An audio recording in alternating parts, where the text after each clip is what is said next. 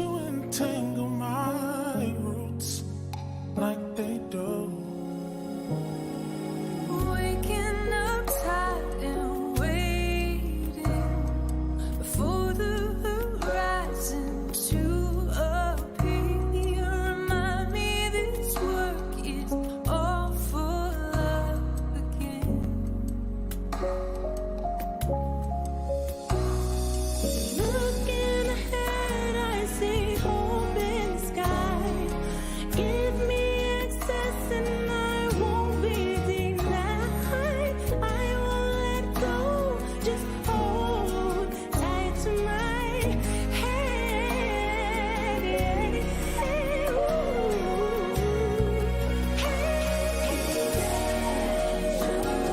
The world that we knew would return here. Living my dream without no fear. Cure that will wipe away all tears. I hate that my hands can't touch you. My arms and soul hold to the memories and dreams. Know in my heart that I won't let go.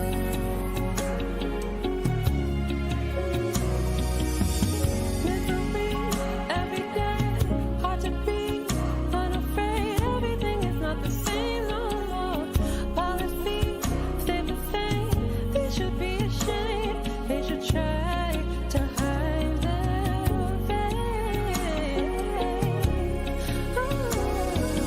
There is a light that I'm chasing in life. It won't be put out. Thankful I'm alive. Ready or not, I will rise to a brighter day.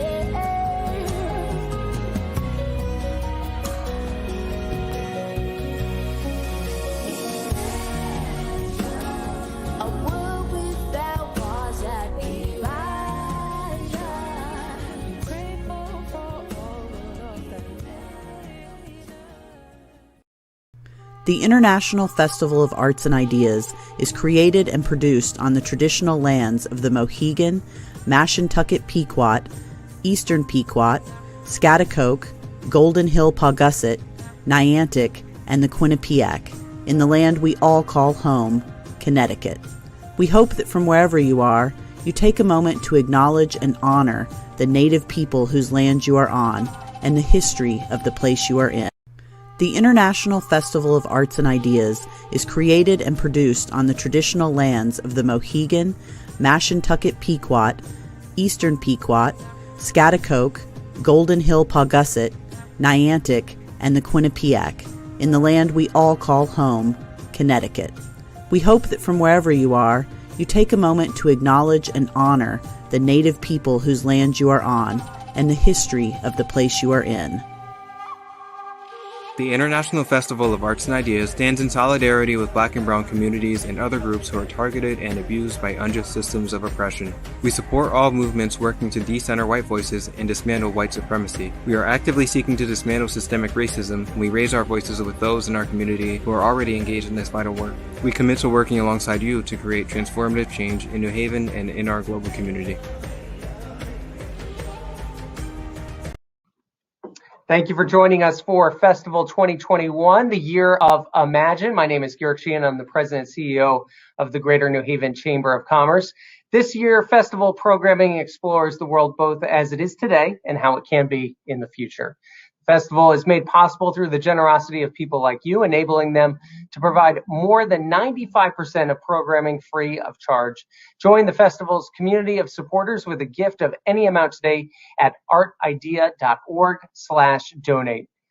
Welcome to tonight's New Haven Museum Founders Chat, Finding Your Rhythm. Tonight's event is presented in partnership with New Haven Museum and is sponsored by Connecticut Humanities and Connecticut Public.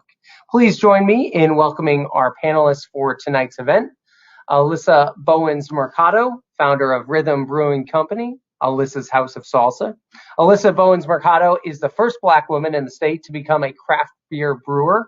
Her Rhythm Lager is inspired by her grandmothers, who both enjoyed drinking Miller Lite beers. The beer is currently only sold in and around the New Haven region, but it appears that among other brewmasters, the beer is a tasty hit. The recipe is Bowens-Mercado's own and uses hops imported from South Africa, which connects to some other parts of her life. We also have Randi McCray, founder of the Urban Collective. Randi McCray is a dynamic, highly skilled facilitator with 10 years experience leading group conversations, training, and workshops with diverse groups. Randi's experience includes leading 2 diversity and inclusion initiatives at Yale University, facilitating the Racial Equity Initiative for a School Readiness Council, and facilitating dialogue on topics of race, power, privilege, and social change.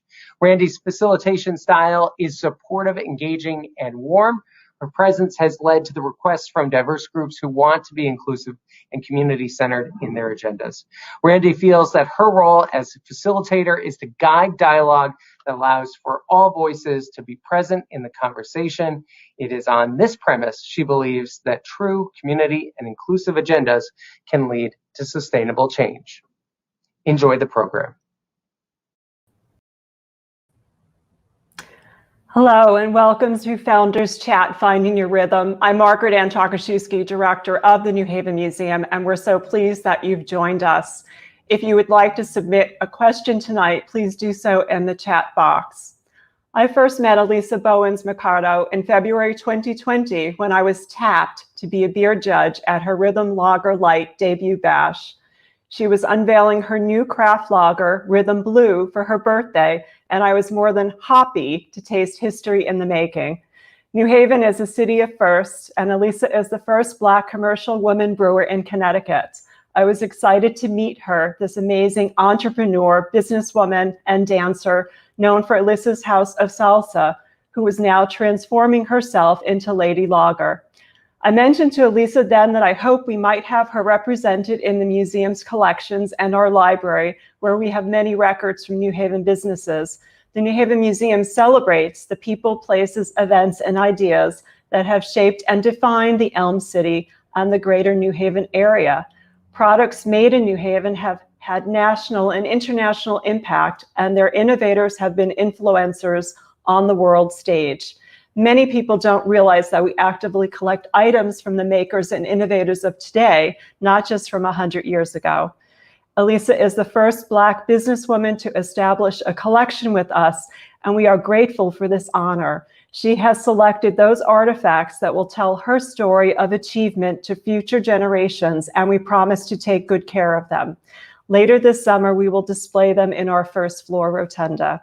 We are also grateful to our host tonight, Randi McCray, the founder of the Urban Collective, which is another first for New Haven as an event space dedicated to supporting the needs of emerging entrepreneurs of color. If any of these entrepreneurs are with us this evening, we hope you will be inspired by this bright occasion. And now I leave you in Randi's good hands to launch the discussion.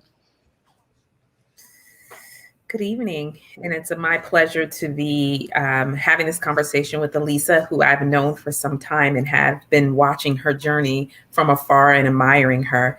So thank you for giving me this opportunity to have this very enlightening and powerful conversation with a fellow trailblazer in New Haven. So welcome, Alisa. Do you want to kick us off by saying a few words before we get into the rest of our conversation?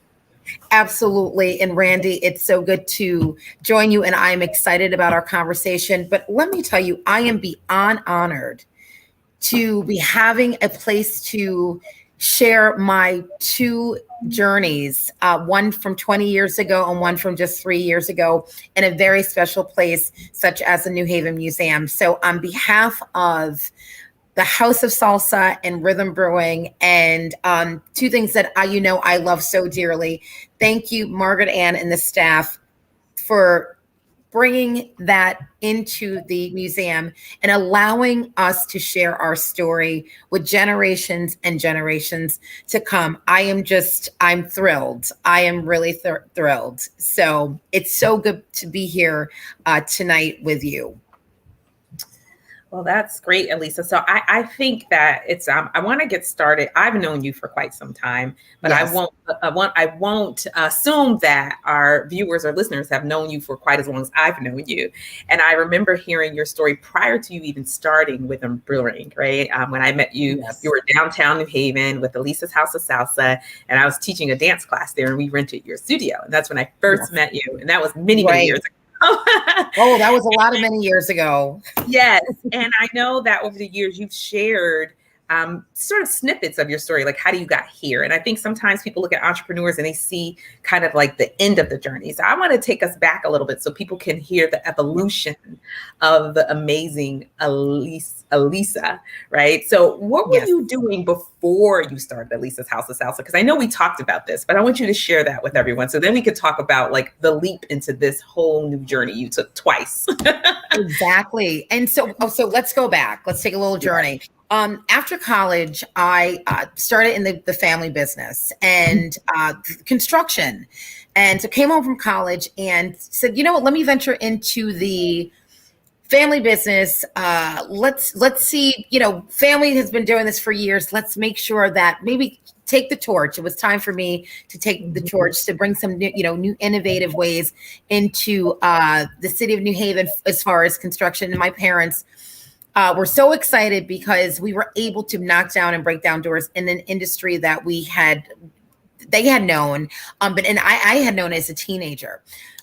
So dove into the business and said, I'm going to make sure that there are doors opened for people in this city that live in these communities. Because if you're going to come and build in these communities, my thought was, then you have to hire people that are living in these communities. So it was a huge initiative, especially of people of color in the communities that they had a fair chance to work on these projects. Which brings me to a very interesting trip to Puerto Rico. One year, we were with the SBA at the time, and the Small Business Administration flew me down to Puerto Rico to speak to women in business about how to break down doors in a white male dominated industry. And while on that trip, the seminar, by the way, was incredible. There was about 275 participants, and it was very powerful, those moments through the SBA of entrepreneurship. But while on the trip, I was in the El Salmon Hotel, and Randy, I will never forget it. I was looking and saying, what is going on here? It was just a reeked of class. It was so elegant. People were dancing. There was a cigar bar. There was the salsa band. The men were in suits and brims. Everybody was sharp. And the women were just, the dresses were flowing and the hair was moving. And it was just something like out of a movie. And I said, Randy, I am not coming back here until I learn how to know and learn what they're doing. And that they were dancing salsa. And I came home from Puerto Rico and I took 2 salsa classes and it was immediately addicted. And so with getting all of that life and energy into the dancing, I had to choose at a tender age of 30 years old. And entrepreneurs that are out there, people that are just listening in general, that word pivot is really real, because in life, you will be doing something one day and you will pivot the next. And so at 30 years old, I had to decide paycheck or passion. And at 30, I decided to go with passion. And after spending 13 years in the construction industry with the family, went and had a heart-to-heart with them, and they said, we love you, spread your wings and go dance. And that's when I opened up Alisa's House of Salsa. So from construction, from a trip to Puerto Rico that would essentially change my life forever, coming home and, really just taking off. And I said, at that point, if I am a starving artist, and I think we all know, if you're on this call and you're out here in the arts community, what a starving artist, what that entails. I think we've all been there. But at that point, I didn't care. If I danced salsa lessons and lived paycheck to paycheck, then that was honestly fine. But at least I have found my passion. And so with that said, Alisa's House of Salsa was born in 2000. And we are so blessed to still be here celebrating 20 years last year in the midst of a pandemic. Yes. And you mentioned a couple of key things, right? Like, so the age, right? 30, right? Yes. You can make a critical decision about paycheck versus passion, and then really diving deep into, you know, a culture that you may not, that you were just exposed to, right? Like you had just went on this trip and you were newly exposed to this culture. And all of those things take, you know, bravery, support, courage, right? So where did you draw your inspirations from? Like, where did you draw that inspiration from to say, you know what, I could do paycheck to paycheck. I mean, I could, you know, have a steady paycheck, right? Or I could do paycheck to paycheck and pursue my passion. But for many entrepreneurs, especially entrepreneurs of color, often the people that we look to for that guidance, support, and that like push, right, may not exist for us. So who was around you to inspire you, to let you know, like, I can do this, and this I will be okay? Like, who were those people, or what were those things or events? Oh, absolutely. And Randi, I will tell you, it really starts with the family unit. When you grow up and when you have people, your family and your extended family, and they tell you, no matter what you do, go out there, but do it and not do it for a selfish reason, but do it for the greater and the bigger and the larger whole of a community, or for people so hopefully you can inspire folks to get out there and really find their passion. And so I led off of, I know I love the music. I know I love the dancing. And so whatever it took for me to get out there and just open up a dance studio, I wanted to share the energy and the passion that I had with people. I knew how it made me feel. And so I said, if I can share this with people and they could feel the way I feel, my gosh, I mean, let's get going. But you have to draw off of community. You've got to draw off of people that kind of like-minded folks who want to see worlds just around and moving and energy. And so it's just been exciting to really just the people that were there 20 years ago with Alisa Salsa are the people that are still around. And it's a blessing. It's like watching kids grow. 20 years, I've seen students come in and they keep me going. There's some days, I will tell you, as an entrepreneur, we can get tired, not just, physically, I'm dancing in stilettos but, sometimes you just say, oh my gracious, like, people are going, are you still doing this after 20 years? And Randi, I would tell you, I think people, they won't let me retire, and I'm not going to retire myself. And I'm still on it's a ministry. I still have a lot more dancing to do. So I think now I'm thinking about, those are the, the relational, the emotional pieces, right? To entrepreneurship and taking that deep dive and pivoting, right?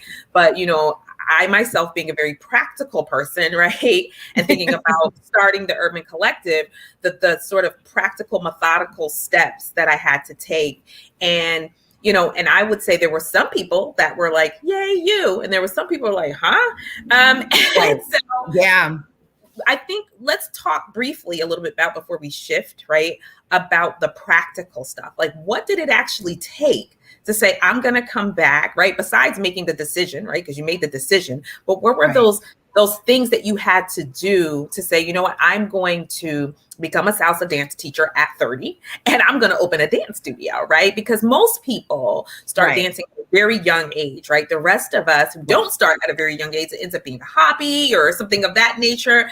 But you said, you know what, I'm going to learn it and I'm going to actually turn it into a business. So what were those practical inputs that you actually had to all the things that you had to do to actually say, at 30, I'm going to be a salsa dance teacher and I'm going to actually launch a dance studio? What were those things?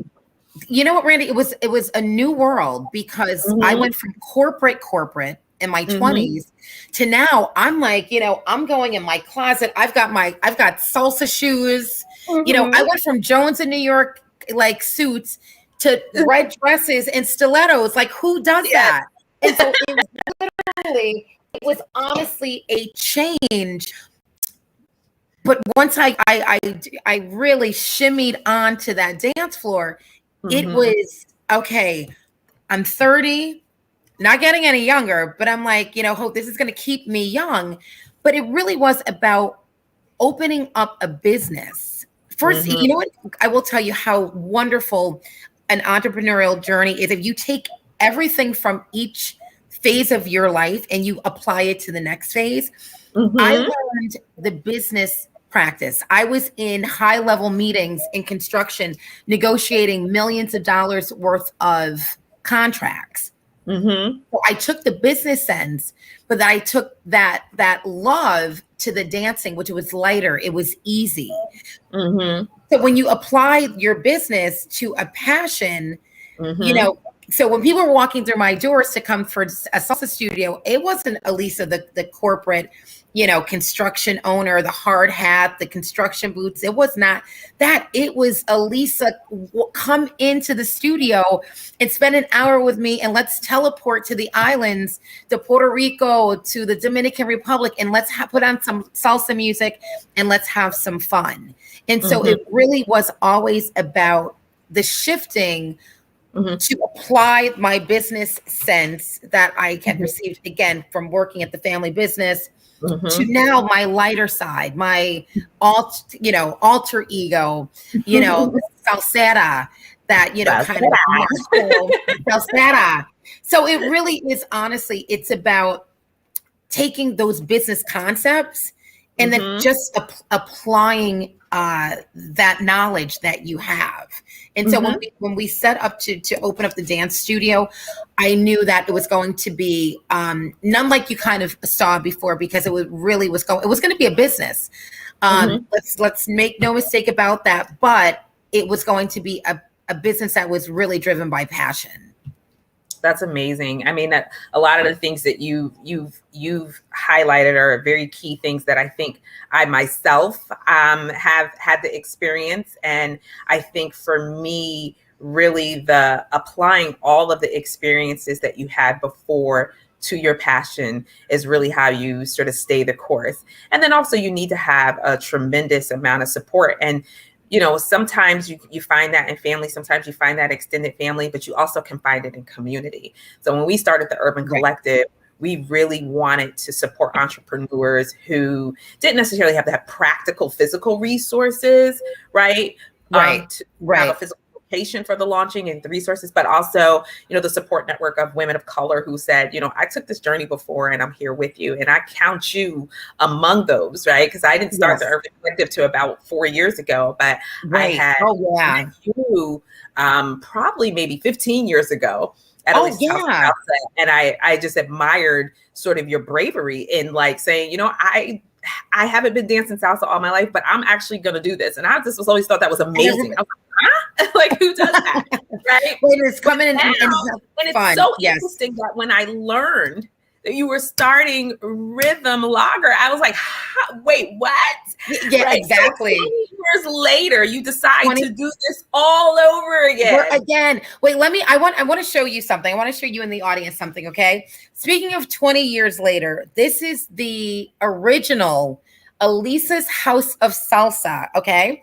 I hope everybody can see it. This is our original menu. And if you have visited us let's make sure we get it. There you go. If you ever visited us in the studio, you will remember this was our House of Salsa spicy dance menu. It was our price list.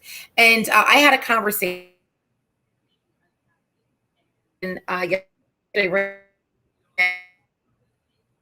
It was about affordable, the opportunity to come in and have fun and do something different and open doors and create a space that was safe for everyone and for people that you weren't Latino, and because I'm not Latino, but it was a way to bring a community together of all creeds, races, colors, and that was the beautiful thing. So that's a 20-year-old menu that's in our archives.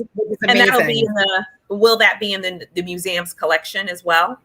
Absolutely. So we have a lot of go see it and relive the nostalgia. I remember coming to see that down at Chapel Street. And so I'm so excited that this collection is actually going to be in the museum, and I could go back to those days where things were different and simpler. Oh, I know. And even literally go back to the days of and Arts and Ideas. Shout out to our Arts and Ideas folks. The 10th birthday party where we did the world's largest salsa lesson on the green, the Guinness Book of World Records, and Saturday, June 25th. So a lot of this stuff is going into the museum, and we are super, super, super excited. So when you see these, you're going to be, there is a 2-decade walk down memory lane that is just exciting. But Randi, it's more powerful because, again, it tells a story about whatever you want to do. You have to just, get up, implement, execute, and the world and the sky really is the limit. So absolutely. So we're going to talk a little bit about sort of like, the other side of entrepreneurship, right? Which is how you actually navigate those ebbs and flows when you're not, someone else is worrying about the business. You're just going to work, right? Like you are actually worrying about the business and going to work and making things happen. We're going to talk about that in a little bit. But first, I want to get into, like I said, 20 years later, doing this all over again with an entirely new venture that you've tied together with the name of the lager, but we're calling it Rhythm Lager, which I think is awesome. Yes, thank you. Yes, so have to tie that in. So let's talk about that. Let's talk about why Rhythm Lager? Like what was happening for you? Like, is this like something you've been thinking about for many, many years? And you're like, okay, well, now's the time. Or were you sitting in your living room one day and was like, yep, now I'm married and Alisa House of Salsa is growing up and it's gone to college. Right. And I just want to do the next thing. Like what were you thinking when you decided to go into craft beer? Talk about that for a little bit. I will tell you, it was the aha moment happened in the middle of a beer festival in Cape Cod. But you, Randi, you just mentioned something so important because you said the word college. I used to talk about my friends that had one going off to college and then they would round and literally have a newborn. I'm like, who does that? Like nobody does that. I'm like, okay. I'm like, good luck, girlfriend. And so, but I did it, but an entrepreneurial mother. It's like my 20-year-old, my House of Salsa, it's 20. And then I go ahead and I have a rhythm beer brand. I have a beer baby.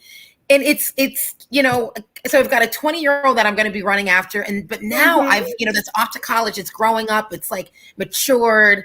But now I've got this new thing and I'm like, who does that? I'm like, and I did it. So I had to apologize to all of my friends who had one going off to college and one, right out the womb. So, but it's a beautiful thing because you never know what life is going to bring you. But how did this all happen? How did Rhythm Brewing all happen? It was in the middle of Cape Cod at a beer festival. And I noticed a few things at this festival. Because, when you go to festivals, you want to try good beers and beers that you like and that you drink. And, I will tell you, I was chasing what my grandmothers, and let's go back a little bit. In the 70s, my grandmothers were both lager drinkers, and they would drink the little ponies of Miller High Life. And I don't know if an audience remembers they were small and they resembled a bottle. And so I was always like, I want. And my grandmothers were like, nope, you can't have, this is beer. When I got of age, my grandmothers, I tried it and I loved it on the palate. So I would be the woman out in in my 20s, everybody else will be ordering martinis or like wine and Sex on the Beach, and I'm cocktails, and I would be ordering a beer. So I was always the beer chick, and so my palate loved lager. So back to my aha moment was in Cape Cod Beer Festival.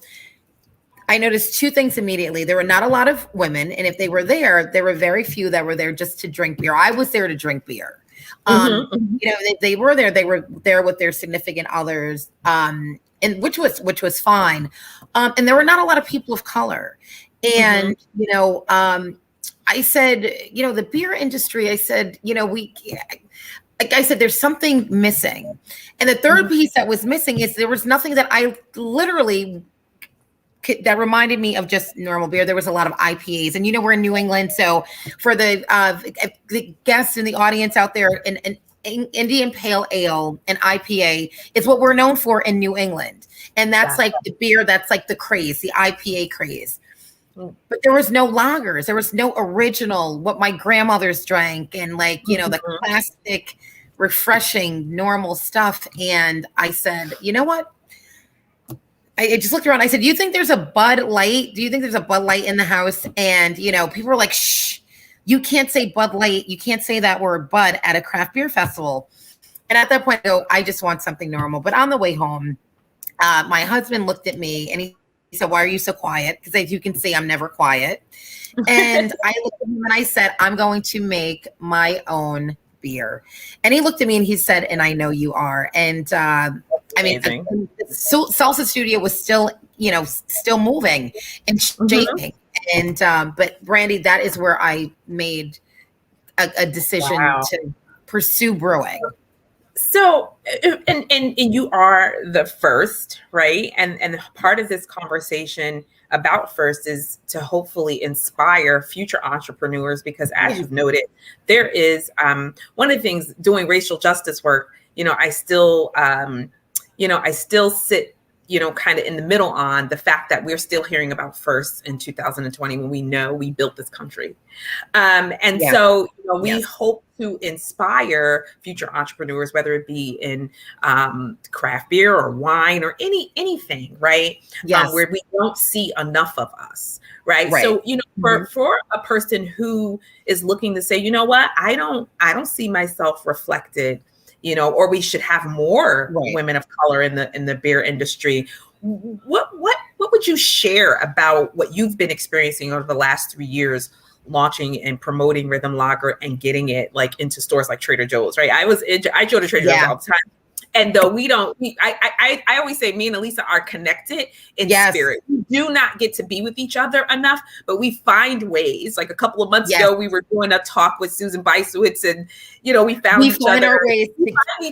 We find our ways to each other. But I hadn't spoken to you, but I knew about Rhythm Lager, and I was walking through Trader Joe's, and I turned around and I was like, "Oh, that's awesome!" Right? There's the rhythm.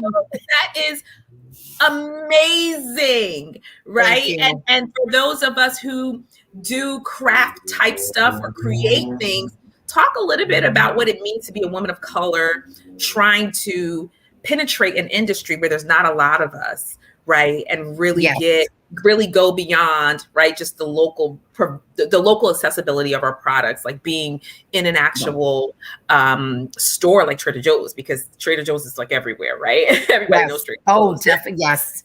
So talk about that a little bit, like going from this idea, right, and being a first and being in Connecticut, and then also like getting your product on the shelf all in 3 years. Like, what was that journey? Like, what could you share with us with the little bit of time that we have, realizing we don't have a lot of time? Yes. But I'm going to share with you. I'm going to share with you a quote, and I've been quoted, and I share this with others all of the time. If you walk into a room and you are the only one in that room that looks like you in that room, know that you are in the right room, because that's when change happens. And I will leave you, I'm going to start off with that, because it is so true. When you walk into a male dominated industry, you are the first of the first, and you happen to be a woman of color. You have to knock down and break down so many barriers: distribution, manufacturing, the beverage space, hospitality. So when I knew going on this journey that the first of the first, I don't take that lightly, Randi. I will tell you, anyone listening, I don't take being the first of the first lightly, because it's not about me. This brand is bigger. I always say this brand is bigger than me and a can of beer. This is about economic growth. This is about employment opportunities. If I win, we all win. And so my mindset immediately, when I found out that this was $114 billion industry annually, and that people of color and women were getting less than 0.0005% of that revenue. Randi, I will tell you, I said not on my watch. It was not, that was, I knew I needed to jump in immediately, because I said, if I'm going to consume it, I'm going to own it. I think if we start looking at things that we consume and we become, we want ownership of it, but especially if it's going to make a change in employment and in generational wealth, then that first, it wasn't about me and the delicious liquid that was going in the can. It was about knocking down doors so that the next woman or woman of color that was coming behind me could have access to being in industries that we are absolutely not represented. Underrepresented is an understatement. And so that's motivation. That is where the whole rhythm concept, and being the first of the first, and challenging the industry and knocking down the doors at Trader Joe's and Whole Foods. There's a couple of things you mentioned, which I'm glad you raised, right? There's a couple of things you mentioned, right, about what I love what you said is that this is so much bigger than the can of beer. It is so much bigger than Alisa, right? This is so much bigger than, the product, right? This is about, employment opportunities. This is about trailblazing in spaces where we are not highly visible. And this is also about building pathways for the people that come after us. I always talk about when I'm doing racial justice work, and even when I started the Urban Collective, what people don't understand is they figure out, well, how do those two things tie together? The Urban Collective was, something that I was taking ownership, right, for us as a community around racial justice, right? Because part of what we're always asking for permission, right? And I felt like you just build it, right? And you create the pathways for yourself. But if you can remove barriers for other people. So the Urban Collective was never about me and Marita, right? It was about how do we build pathways for other people to not have the same experiences we had when we were trying to do different things. So I'm so glad you talked about like this being bigger. But the other thing you talked about is this notion of employment opportunities, right? And cooperative economics, right? Being more than consumers of the products that we could, right? Being creators of the things that we consume. And I know when we were preparing for this, we talked a little bit about cooperative economics, right? And so let's talk about that a little bit, because I think so many times when we, as entrepreneurs, we create a product, right? We think about the product itself, right? Own our own things, do things on our own terms. But really, there is a cooperative economics piece about this, and there also is. I always say in New Haven, what's the ecosystem for African Americans in New Haven? Because we make up half the city. Right?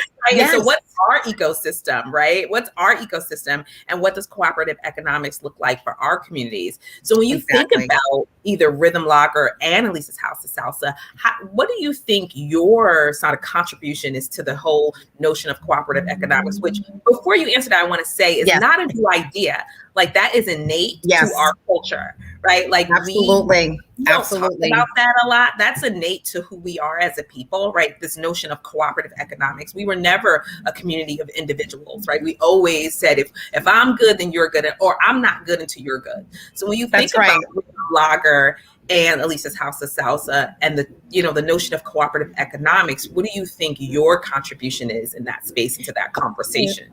Randi, I will tell you, it is a village. When the brand concept, it is absolutely a village. And we have to start putting people in positions. If there's a factory or if there's a building where we can, let's just say, the other beer companies have all around the world and around the country, and they're mass producing beverages, and they're employing the community. They're employing people in and around the state. Those are the positions that our village we need, because there's a disconnect.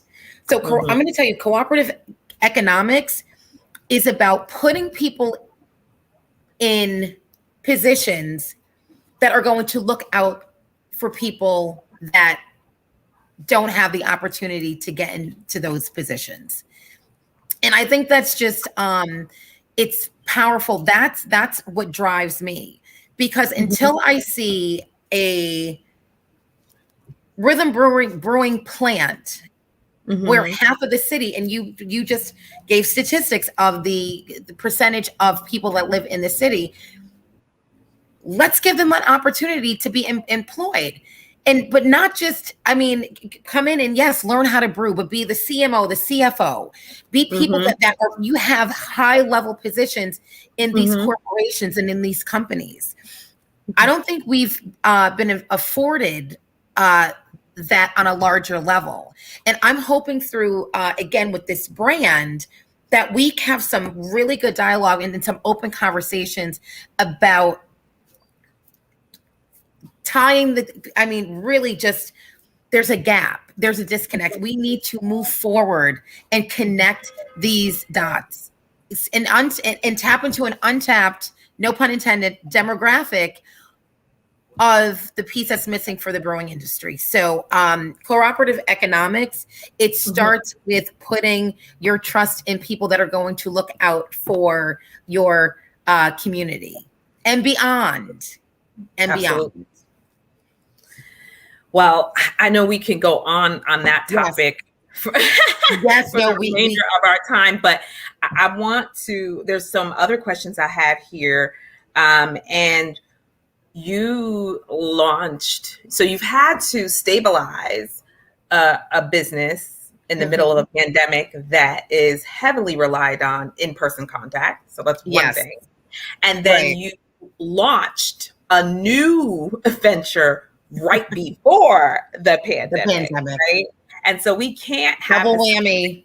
Yes, we can't have this conversation without talking about, what it means to be an entrepreneur of color in a pandemic, when prior to the pandemic, we were already experiencing unequal opportunities and unequal systems. So I'm sure that, we navigated the pandemic differently, and we navigated the pandemic differently as businesses of color. And so I want to take a minute to talk about, because you mentioned pivot earlier, right? And there's a difference in pivoting pre-pandemic, and there's a difference in pivoting during a pandemic and post the pandemic. So I really want to, I really don't want to dampen, like this conversation a little bit. But I think we would be remiss in not even talking about what were some of the challenges that you had to face, launching both of these brands. What's been different launching Alisa's House of Salsa 20 years ago as a woman of color, and launching Rhythm Lager 20 years later as a woman of color. And then what it's been like, how those challenges showed up for you as an entrepreneur of color in a pandemic, and how you've had to navigate those challenges. Yeah, so Randy, we always talk about the sunny side of the entrepreneurship story. And there's no easy road to entrepreneurship. And I always say, if you're on that easy road, then you might want to get off of the easy road, because you need to have a sincere talk with yourself about where you are in life and what road you're going, because nothing's going to be easy. But I've had this conversation before. I was going to say pandemic, as a, woman of color in a construction industry, and then, navigating to, salsa, and then going into beer, I've been experiencing a pandemic for decades. It just wasn't called a pandemic, but it was kind of like an entrepreneurial pandemic, because there were things that I had to face in the construction industry and the brewing industry that someone else might not have. But in one sense, yes, the House of Salsa shut down during the pandemic, but then, we were essential. The beer company was essential. So that was a blessing out of that. So, one had to transition and take a little rest, and then the beer kind of, the beer boomed throughout the pandemic. But you have to really, you find strength within, and you have to pull yourself up, like they say, by the bootstraps, and really keep pressing forward. We, during the pandemic and this racial social injustice, people were able to be conscious about what they were doing and what they were spending and what they were seeing, and finding out about more brands that looked like us, that were in your local stores that you didn't even know about. So in one sense, it was sad to see what was going on in the world overall. In the next, but in the next phase, it was people were becoming accountable. And I'm not just talking people of color, Randy. I'm talking all demographics. People that were, reaching out saying, I didn't know about this. I didn't know about this brand, but guess what? We're gonna support because it's good, number one. But we see the story, and we want to make sure that we're continuing to do what we're doing as consumers. And so we had conversations like that. So you talk about a 1-2 cha-cha-cha through the pandemic. It was something that we had never seen, but we came out on the other side with both brands. And but I could write a book on pre-pandemic and during and post-pandemic. Yes. Running it up 2 businesses during both of those. So it was a lot of challenges, but those challenges, I gained a lot of knowledge. So, but one of the other things I sort of weaved into my question before, and I probably should have teased it out separately, is, again, you started a business 20 years ago in a field that didn't have a lot of women of color, centered on a completely different culture, unlike your own, right? And so I'm sure there was some things to navigate around that. And then 20 years later, being a first in the craft beer industry, what were the differences between now and then? Doing those 2 things, like launching 2 major business ventures as a woman of color in a field that there isn't a lot of people that look like you. What are some of the things that were present a while ago that aren't present now, and vice versa? Yeah. Let's if we roll back 20 years ago, it was, I wasn't Latina, but everybody thought I was from Dominican Republic. But I'm like, I'm African American, I'm morena, pero I speak Spanish. Yo hablo español, and a lot of my students that come in only speak Spanish. So, we have classes in English and in Spanish. Getting into that industry, because again, if you dive into the culture of salsa, then you know that the roots are African. It's African heritage. So basically, what I was doing was I was taking a piece of my culture and just tying it in with Latin culture. But it was the challenge back then was just get out there, and social media really wasn't like that heavy. So you had to go out there and grind, and I had to be in front of these salsa clubs, and I'm putting flyers on cars and teaching dance lessons for like $5 per student, like in back of a salsa night. So it really was just getting out there. It was more you're involved. It's a hands-on approach 20 years ago. Now, fast forward with the beer, it's a little different. It looks a little different. There's social media, so you can go and you could, you do a post, but still you've got to be out there and be very connected with customers and consumers. And I've always, Randy, I will tell you that whether I'm doing salsa, whether I'm doing beer, my next business venture, I have to connect with people. Because if I connect with you, then hopefully I can tell you something that will inspire you or encourage you to take what I've done and the challenges and the adversities that I've gone through in both businesses 20 years ago and 3 years ago and apply it to your own lives. It's just, again, it's learning experiences that have been a wonderful teacher. Thank you. That is, I think that is so true. And I think I find some differences and some similarities in our journeys. But I know that I always say to people right now, this is our time, meaning women of color. To your point, this pandemic has 2 sides, right? There is the elimination of the ways that African Americans or people of color, or however people identify in that diaspora, how they experience systems, right? The pandemic showed us that, but we also had, the deaths of George Floyd, Breonna Taylor, and Ahmaud Arbery that really Mhm. cause people to pay more attention. And then as people paid more attention, people all across different identities wanted to figure out how they can support us, what that can look like, and what are the multiple ways to do that. And so I always say to people, this is our time, right? And so I've actually Absolutely. seen some new startups. Black is beautiful, absolutely. I've seen some new startups grow just because of the infusion of resources for entrepreneurs of color. I'm getting daily emails about grants and things like that. So I think you're absolutely right that the flip side is that this is our time, right? And so if you could share with those who are listening who have not yet taken this journey that we've taken, right? And is looking for inspiration to draw on to take this journey.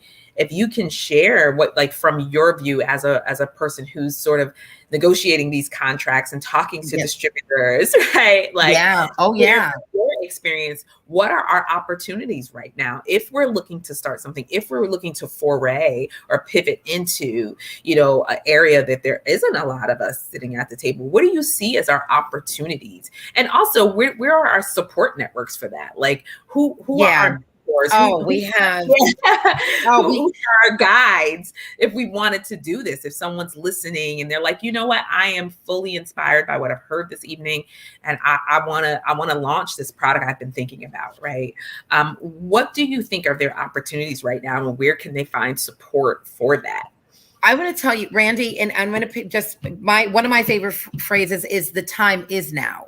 The time's not next year. The time is not maybe in 6 months. The resources, the network, the collabs that I have seen within the last 16 months are incredible.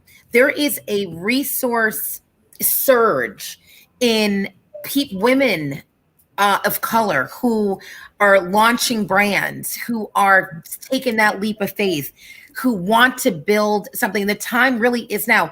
That the diversity and inclusion, that is real. And there's people that a lot of people talk about it, but when you get emails, on a daily basis that say people genuinely want to know about brands that don't look like the rest of the brands that are on the shelf.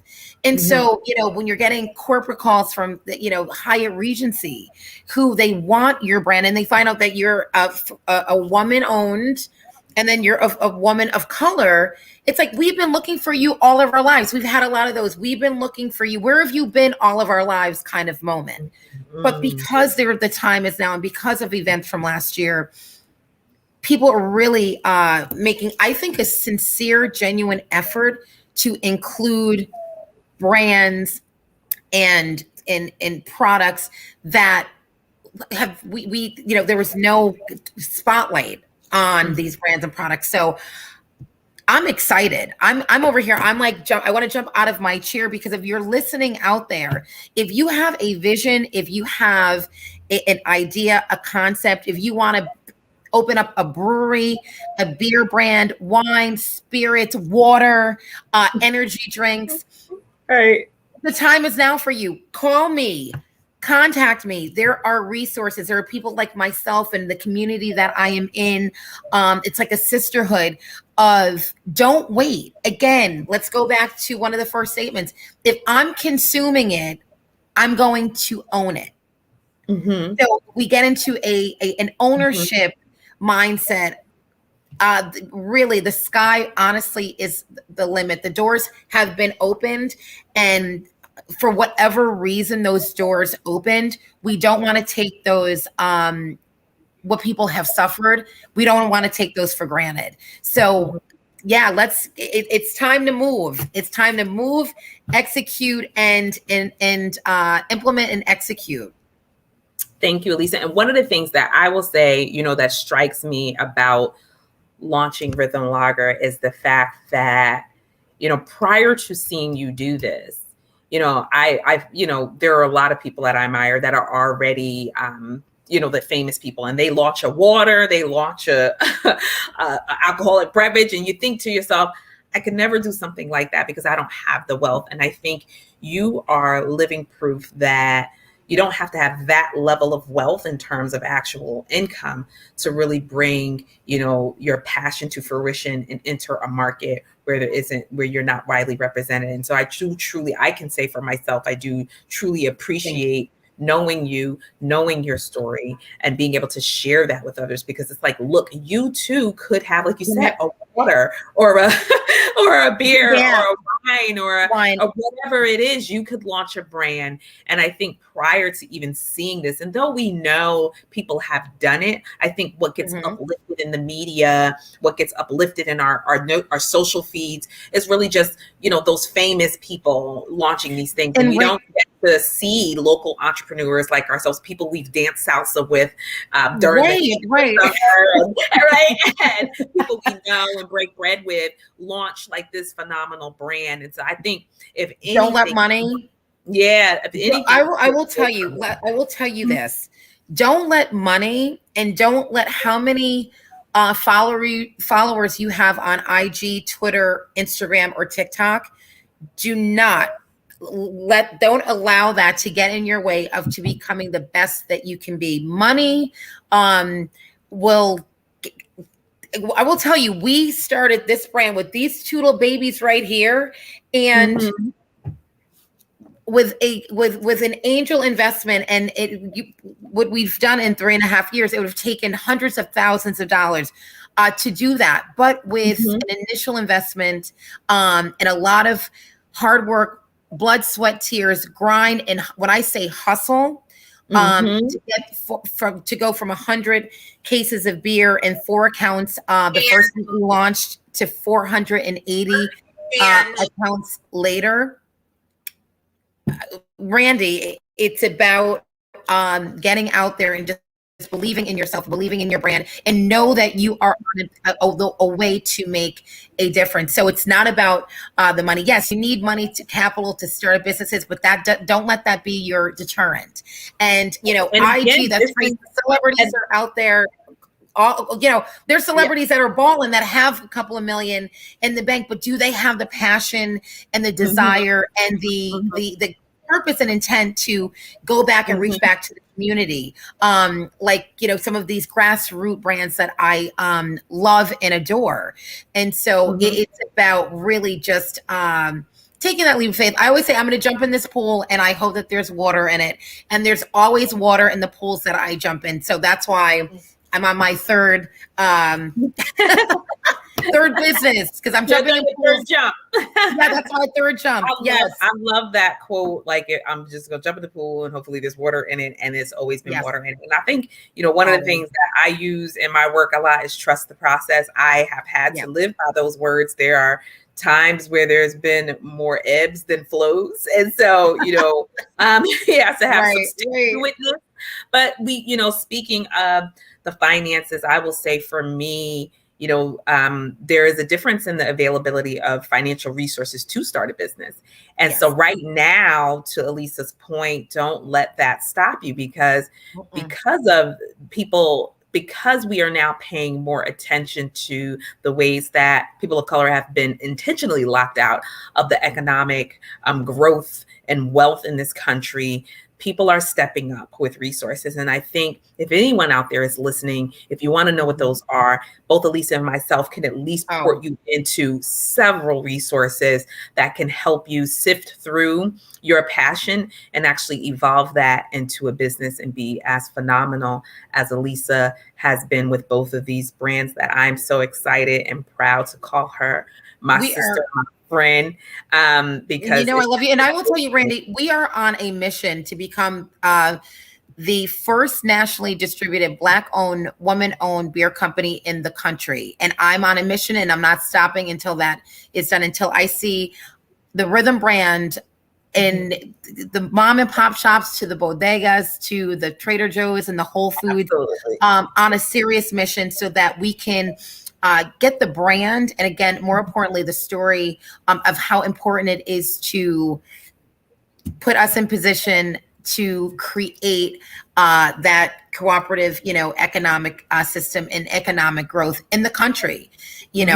not just in the region, but I'm talking in the country. So we love everyone for following the journey and being so supportive. Connecticut has been amazing. My home state, hometown right here in New Haven has been incredible. So I just have to always say that I thank God for people that keep me motivated and keep me going. So you answered one of my next question, which was what was next for Rhythm Lager and Alisa House of Salsa. And we'll get to the museum in a second, but beside the museum, because that's really important, I want to dedicate some specific time to that. But what's next, right? Because you said, or my next business venture is what you said, right? And so now I'm like, is there's something else you're gonna do, or what? You said, just really you're on a mission with Rhythm Lager, but what's next also for Alisa's House of Salsa? It's such a staple in New Haven. So what's next for Alisa as well? Well, what's next actually is happening right now in Westville. So we have a salsa night going on that's like you would not even believe, 6:30 to 9:30. So that's next for today. But what's next for Alisa's House of Salsa? What's next for the House of Salsa? 20 plus more years of bringing dance and smiles and movement to this community. And so we're looking out for a lot more outdoor events, more indoor events, more connections with the schools when things open back up, continuing my creating diversity through the language of Latin dance, pre-K through all the way up to colleges and universities here in Connecticut, making sure that we're implementing diversity young through dance and through music and through culture. So a lot more dancing going on. I'm not retiring these dance shoes anytime soon. But so that's just exciting stuff for the House of Salsa. We are open back up. We're still, requiring masks, but Alisa's House of Salsa, you can jump in on a dance lesson during the week here. So we are open. Come and visit us on Whaley Avenue. But yeah, the salsa is still, it's here and it's well. And people, I think after last year, I always tell people it's going to be like the Roaring 20s. People want to run down the street and dance and laugh and sing and have a good time. So we're just excited about where the House of Salsa is going to move in the next few years. And then Rhythm Brewing Company. Keep supporting the brand. It's a summer crusher. It's a summer crusher. So find your rhythm. Go out there. And again, we always say drink responsibly. But when you're purchasing a brand, and if you do drink beer, if you don't drink beer, just put it on your mantle and just, show your kids and your grandkids and one day and just share the story about someone that really, wanted to make a difference in the community. Through a can of beer and through the mission. So, we're going into more stores. Costco, we're opening up Costco very soon. So that'll be right in time for the summer. Thank you. Yes. Very excited about Costco. We like to, when we go to places that, we kind of frequent, we love to, it's good to, turn around and see your brand on the wall. And Randy, I will tell you, every time I see my lagers on a shelf, it never gets old. It's I might be in an aisle and shed a tear. Honestly, it just reminds me of the work that I still have to do in the community and in the country to again bridge that divide and more economic equality in a $114 billion industry. But Rhythm is, we're just excited. You can find us again on our Rhythm Finder and just go out and literally support the brand. And we just appreciate everyone's, support over the 3 years that we launched. So big things for Rhythm. There might be a brewery. I will tell you, there might be a brewery, maybe temporary, we don't know, in New Haven for this summer because people are showing up to my house because they think it's my brewery. So we're gonna have that's a great problem to have, but it's so that's a little tidbit, a little insight. So we're excited to see where that goes, but very exciting. So that is awesome. That is very exciting. And there are so many reasons to be proud of my friend and sister. And so I love you. I love you more. And it was truly an honor when our connected friend Eleanor asked me to do this, and then also hear about the exciting news of some of your artifacts, if you will, being. And we love Eleanor. She is a super connector. Yes, she love is. Eleanor. She is amazing. You know, Staple in our community. I think we need to give her a little bit more, because I will say that I had been doing work around New Haven and I knew you, but Eleanor has been sort of my sponsor into the arts community. Absolutely. And I really want to note that, because Eleanor is not a woman who identifies as a woman of color, but when you think about racial justice and allyship, Eleanor really is the epitome of that, because she will bring you into spaces, promote you, elevate you, and support you. And I truly wholeheartedly. And so I've seen what she's been doing, supporting you with launching Rhythm Lager. And then as a colleague in this work, we worked on several projects together, and I truly, truly appreciate her. And she couldn't be on screen, but we want to give her some shout outs, because she's the reason that I'm here with you. This connection. Yes, absolutely. Absolutely. So another first, the New Haven Museum. So let's talk about that. Like, what's going on? Tell us about the dress you have behind you and some of the other things, and how did that even come about? Because this is huge. When you think about going to a museum and just going to see, you go into the gallery and you see, things on display. You never know. You look and you go, this is wonderful, but it's like, how am I going to get into a museum?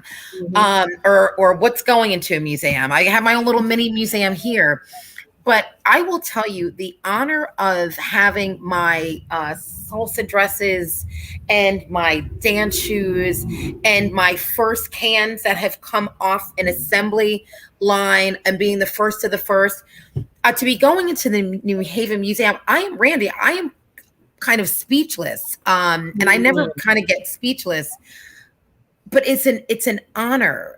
And, and it's so special to me, because I hope there's someone that visits your museum and that can take all of this, just take the time to take all of this in and what's on display. And really, I hope the story resonates with them. And I'm talking from young, to old. The salsa dresses, those are so many memories in that dress, and so many dance floors that I've danced on within these shoes, and just now pivoting into the beer.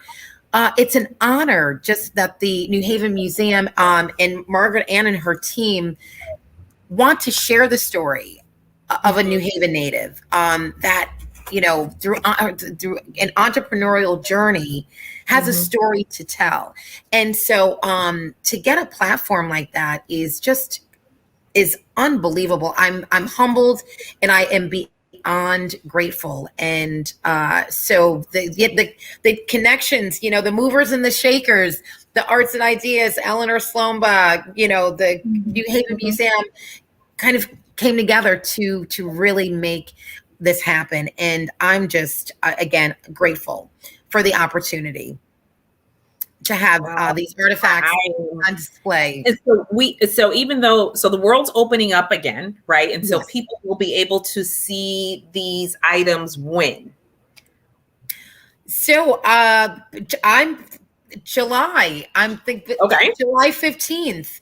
And yes, July 15th on display. And I know Margaret Ann has some more details about that, but you will be able to see, and there's a ton of other stuff that's going to go in there. So it really is, it ties in my two careers, and it hits home for, again, the entrepreneurial spirit here in the community and here in New Haven. So we're just excited for those items to be received.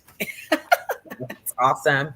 So I know we're going to have a little celebration in a little bit. So, but before we do, because I want to definitely keep us on time, and I know we have just about 20 minutes left to our time together, and part of that's going to be sort of a little celebration. So hopefully everyone got to pick up their can of rhythmograph. I have mine. I have one chilling in the freezer because I like Yes. my lagers cold. Nothing like a cold brew. Nothing like a cold beer. Yes. Others who joined us and were planning to. I got there to celebrate with us. But and I've asked you so many different questions. We heard so many different things about your journey and what it means to be a first, and what it means to launch a significant company 20 years ago, and then do it again 20 years later. And there may be more things coming from the great Alisa in the future. I have one more business plan, Randy. I will share this with you. I do have one more business plan that's in the vault. Yes. And so I know my, once the beer goes national, I will launch that next project. But I do have one, and it was a toss up. It was like beer or this other project. And and that's a whole story behind that, which is great. But I do have one more. And my family told me, they said, do not come home with another business plan. They're like, we're running around after beer and we're going to salsa events. They go, that's it. Alisa, that is it. No, whatever's in your vault, keep it in your vault. But my brain is not going to allow me to do that. Exactly. So. And when you're a creative type, we are never done. Never, ever. And there's one thing I thought I wanted to talk about earlier. And since we have a few minutes, I want to go back to it. And there's this notion, and I don't know if this was true for you, but there's this notion that I grew up with where you choose one thing, right? You have to choose one thing. You choose one career, you go there, you stay, right? And people can't really process, how do you go from salsa to beer to what's in the vault, right? I've experienced that as a person who has multiple entrepreneurial opportunities, right? Like I have my consulting, I call that my serious job, right? I love that. Right. It's my serious job. But then, the way I can express my creative side is all the things I make, and then having the Urban Collective to have this creative space, right? This space to support others. And, as we were talking the other day, preparing for this, one of the things that came to my mind is really, how you have sort of navigated that expectation that you go to school, you get a job, you make a lot of money, and that's what you do, right? And how, we just culturally, somewhere along the way, people have these, ideas that you're supposed to just choose one thing. And then if you don't choose one thing, the other things you choose have to be connected. So why don't you talk a little bit of what's that been like for you to navigate those conversations when you say, I did Alisa's House of Salsa. Hey guys, now I'm actually going to start a beer. But I will tell you, during life's journey, when you're on this journey this thing called life, you are going to have conversations, and you're going to come up against things that you're going to say, wait a minute, you're going to start questioning, is this my purpose? Is this where I'm supposed to be? And 9 times out of 10, if you want to be really candid with yourself and have that true inner circle conversation with the heart thing, and that true, a lot of people will tell you no. They are if they could do something else, they would be doing something else. And that something else is where you're supposed to be. And I'm not telling anyone to go out there and quit your day job. Have that true heart to heart first. I'm not telling anybody, don't say, Alisa told me to go and tell my boss that I'm not coming in tomorrow. Because I've got something in my brain and now I'm just, no. It's literally, it's a process while you're on this journey. Because again, you can literally have a purpose that you don't even know that the purpose and the calling. Again, Randy, the Urban Collective, when you first had, that space, I was so excited. I was just like, now this is what New Haven needed. But I'm sure you had to, go into your whole, your brain and say, okay, what am I doing next? What's moving? What's, where am I going? You take a leap. That really is a leap. But it's amazing when you really trust your gut. And again, passion to paycheck is just so important. The rest of the years that I'm going to be salsa dancing and brewing beer here on this world, I want to make a complete difference. And if that is, taking a pay cut, initially, when I transitioned from construction to salsa, now to starting a new brand, and that's that grind and hustle.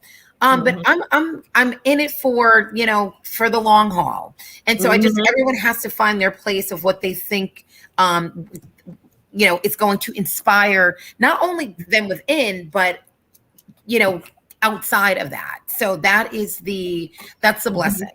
When you're true to yourself and your intuition. And, one of the things for me, and I can't speak for anyone else, I had to let go of it being about the money, right? I had to say, This was, like you said earlier, this is about something much bigger than myself. Yes. And I even say this in my racial justice trainings, nothing that I'm doing today, I'm actually probably going to see the outcomes of, right? So much of what I'm doing right now is really about generations that are coming after me. Absolutely. So, when I think about that, right, like that inspires me to wake up every day and stick to it, right? The fact that even during the pandemic, the Urban Collective, the whole premise of our business was people being together, and they couldn't be together. So we were completely flatlined during this pandemic. Right. When really thinking about, do we stay open after the pandemic, or what should we do? I said, you know what? There's so many people I run into on the street that be like, you're the girl that has that space, right? Like, and I'd be like, oh, right. No, we need urban collectives open. Right. No, we need more of that. Inspire. No, we need more of that. We need people to have hope and have inspiration. Absolutely. And the only way to do that is to take the lead and continue to offer those spaces, those safe, nurturing spaces for entrepreneurs that want to go to the next level. So yes, absolutely. we have an accountability to others to really keep going and moving when we have these platforms. So it's important that we continue to thrive and break open and those platforms for others.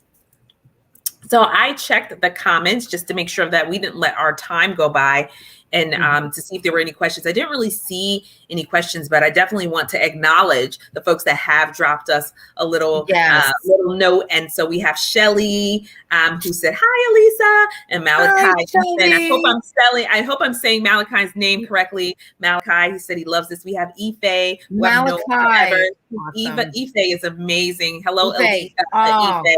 And she says blessings.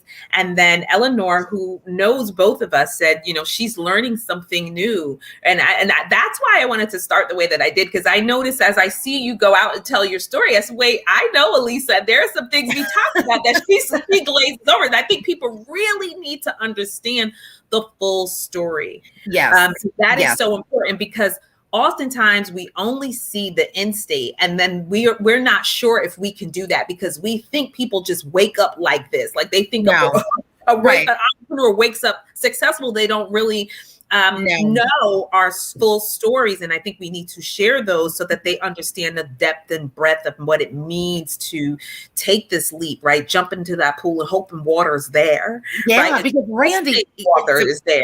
Yes, exactly. And it's a process. See, some people just see, the selfie with the can of beer, and they see the glitz and the glamour and the, the salsa shoes and the dancing and the hair and the makeup done. And but come and spend a day, moving and, just, so no, it's not all the glitz and glam, but again, it is so unbelievably worth it for the soul. When you're up there. But yeah, the selfies, with the filters, you put the filters on, the pictures, but it's a journey and it's a process, but it's all well worth it.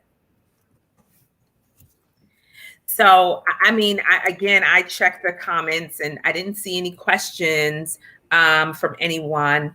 Definitely some people, some acknowledgments. Again, Shelley said true shakers, movers and shakers, and we appreciate all of We you love for Shelley. joining us. And I want to acknowledge that and make sure that I give y'all a shout out.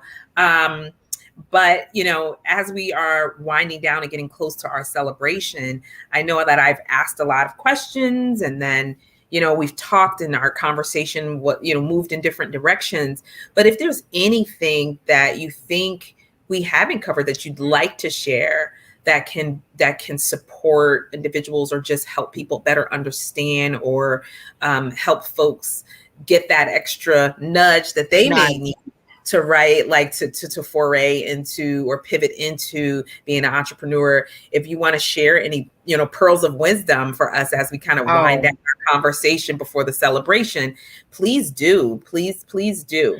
Randi, I will let anyone that is watching this, if you had ever told me that a house building, salsa dancing, brewmaster, if that would be intertwined in one person, I would say, I don't know.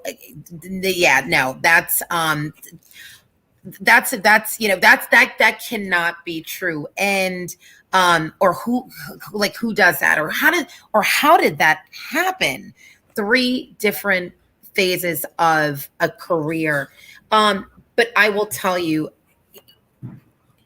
just go deep within. I'm going to keep saying this. Go deep within. The time is now.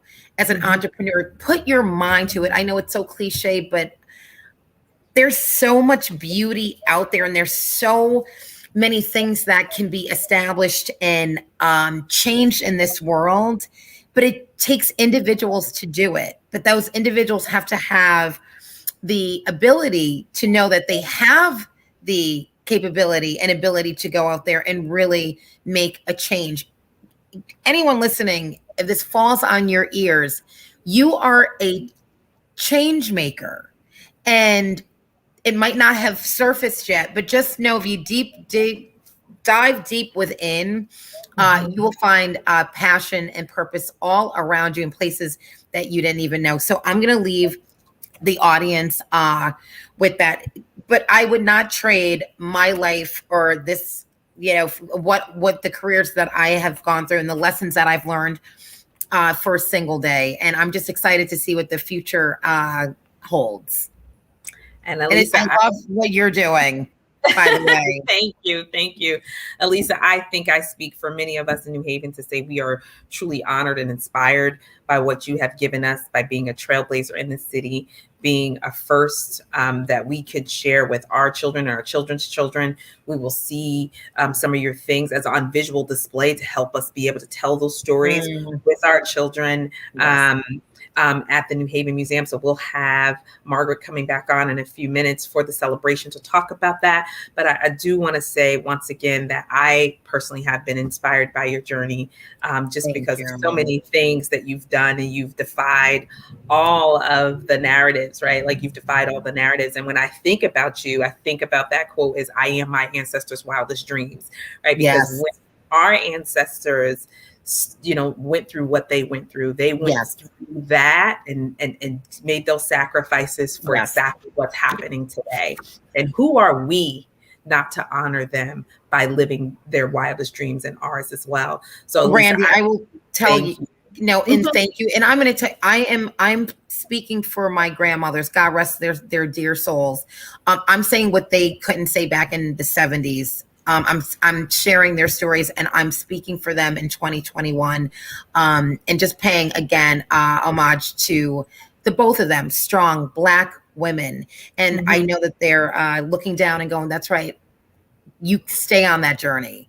And so, yes, we have to give it back and to them, and channel their energy and what we do when we move forward. So, thank you, my sister. Thank you, and looking forward to what we talked about, which is possibly coming together in a cooperative economic situation, to highlight Rhythm Lager and also relaunch the Urban Collective at our new location, which is at 1399 State Street. So I will be there. coming. We have new opportunities for our local entrepreneurs because, again, out of this pandemic has come so many resources and opportunities, but just the inspiration to own your own life on your own terms and do it in your own way. And so the time is now and the resources are here. And Alisa and I are pleased to be able to share what we've learned so far doing this with you all and be available as a support, but also connect you to the resources that can help you launch your brands.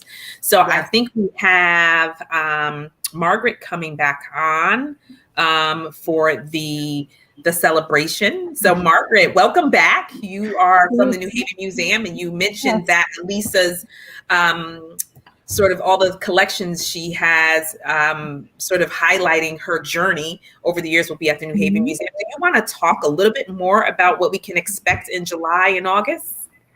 So we are talking to Alisa about what it is that she'd like to contribute to the collections. And our thought is to have some items in our museum artifact collection, and then to start in our library an archive, a business collection. Nice. For her.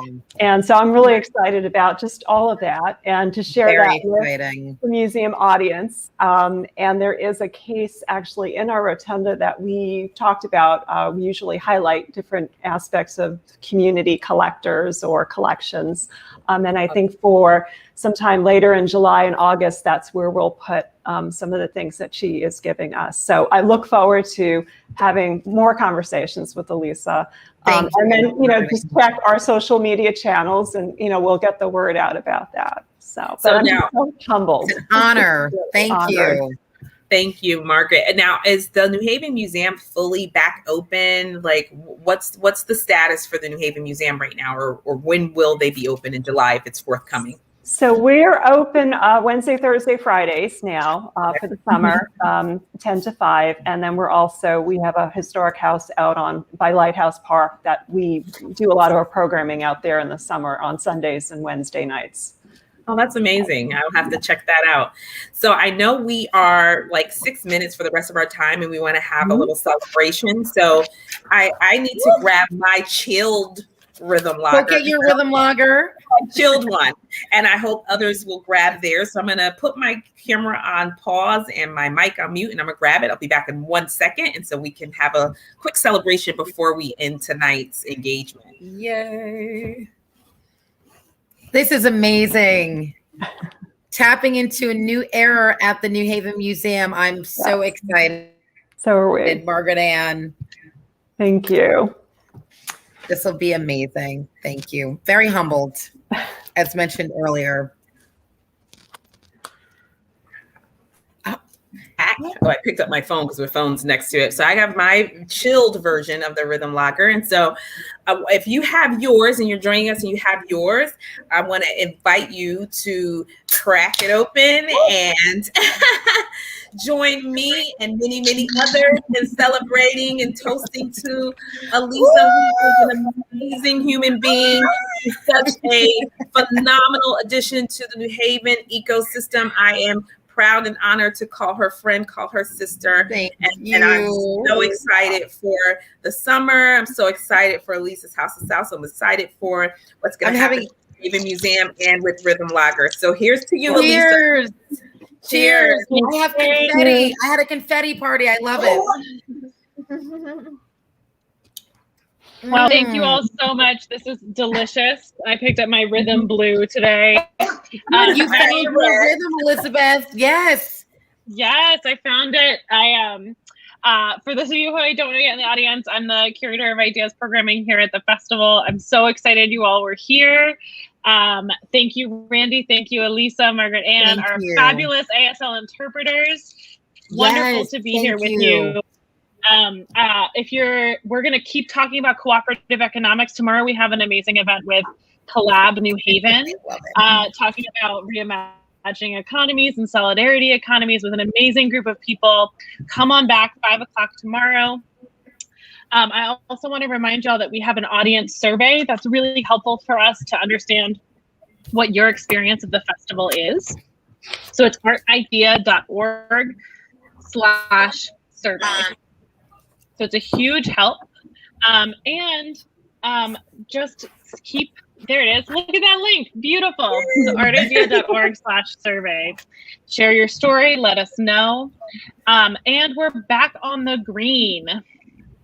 So we will, we're starting on Friday. We're going to have music on the green again. So come on out. You can go to artidea.org/calendar, and there's lots, or just artidea.org, and you'll see all of the things on there. So thank you all so much for being here with us. Thank you. And we'll see you again really soon. Thank you. Bye. Thank Enjoy. you. Thank you. Have a